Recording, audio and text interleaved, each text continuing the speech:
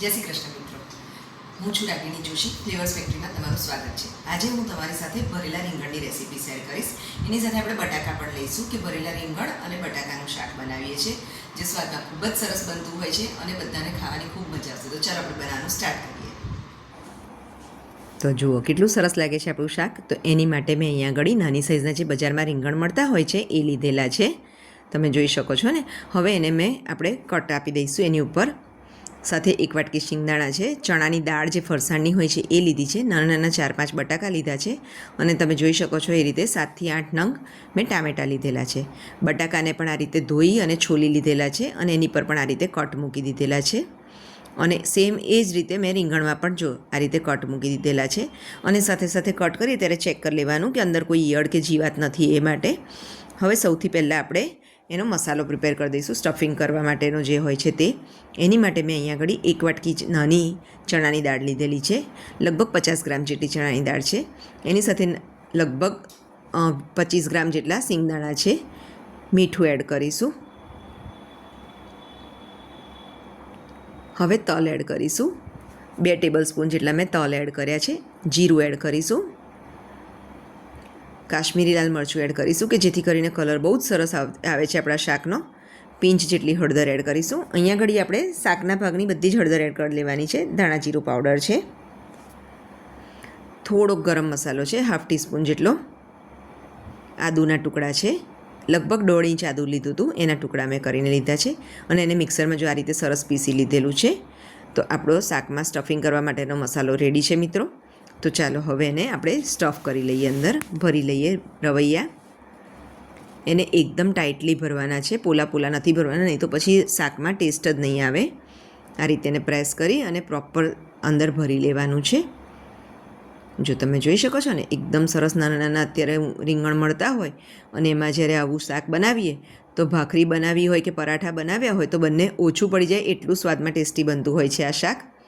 તો આ રીતે આપણે બાકીના બધા જ રીંગણ બટાકા બધું ભરીને તૈયાર કરી લીધેલું છે અને ઉપરથી આટલો મસાલો આપણી પાસે વધ્યો છે. હવે આપણે કુકરમાં જ બનાવીશું કે જેથી કરીને જલ્દી બની જાય. તો એની માટે કુકરમાં તેલનું પ્રમાણ તમે જોઈ શકો છો, વધારે લીધેલું છે. આ શાકમાં તેલ આગળ પડતું હોય તો જ સ્વાદની મજા આવતી હોય છે. મેં વઘારમાં રાઈ નાખી છે અને ટામેટાં જે લીધા હતા એને મેં આ રીતે ઝીણા સમારી લીધેલા છે એકદમ. એને હવે પ્રોપરલી આપણે સાતળી લેવાના છે. જો તમે જોઈ શકો છો ને, સરસ આપણા સાતળાવા માંડ્યા છે ટામેટાં. ઓગળતા સુધી એમાં થવા દેવાના છે આપણા ટામેટાને. હવે એમાં આપણે હિંગ એડ કરીશું. તમે વઘારમાં ઈચ્છો તો પણ કરી શકો. કાશ્મીરી લાલ મરચું છે એટલે હું અત્યારે ફરીથી એડ કરી રહી છું કે જેથી કરીને કલર બહુ જ સરસ આવતો હોય છે. અને હળદર પણ આપણે થોડીક એડ કરીશું. થોડીક તો રીંગણમાં ભરતી વખતે સ્ટફિંગમાં કરેલી જ છે, પણ ટામેટાના ભાગનું આપણે થોડું એડ કરીએ છીએ અહીંયા આગળ મસાલો. અને મીઠું પણ ટામેટાના ભાગનું આપણે એડ કરીશું.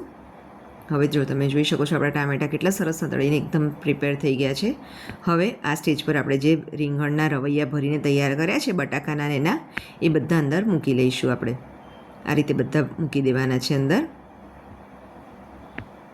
જો આ રીતે બધા મૂકી દીધા છે. હવે જે આપણો મસાલો વધે તો તે પણ આપણે ઉપરથી એડ કરી લેવાનો છે. એને ઢાંકી દેવાનું છે, મસાલાથી કવર કરી લેવાનું છે આપણે શાકને. હવે તમને ગળપણ જેટલું જોઈતું હોય એ પ્રમાણે અંદર ગોળ એડ કરવાનો છે. મારા ઘરે થોડું ગળપણ આગળ પડતું જોઈતું હોય છે એટલે મેં ગોળ વધારે લીધો છે. અને લગભગ 1 થી 1.5 વાટકી જેટલું આપણે પાણી એડ કરીશું અંદર. પાણીનું પ્રમાણ થોડુંક આપણે અહીંયા ગળી રાખીશું કે જેથી કરીને આપણે બહુ જાડું ના થઈ જાય એટલા માટે શાકની ગ્રેવી. લગભગ 2 વિસલમાં આપણું શાક એકદમ સરસ રેડી થઈ જાય છે મિત્રો. તો જો તમે જોઈ શકો છો ને, આપણું શાક એકદમ સરસ રેડી થઈ ગયું છે અને ખૂબ જ ઝડપથી બની જાય એવું છે શાક. તમે જોઈ શકો છો ને, એકદમ સરસ રીંગણ પણ ચડી ગયા છે અને ગ્રેવી પણ બહુ જ સરસ થઈ છે એની. તો ચાલો મિત્રો એને સર્વ કરી લઈએ. અને જો તમને મારી રેસીપી પસંદ આવતી હોય તો મારી ચેનલને લાઇક, શેર અને સબસ્ક્રાઈબ કરવાનું ના ભૂલશો મિત્રો, તો જેથી કરીને મારો જુસ્સો વધતો જ રહે. Thank you.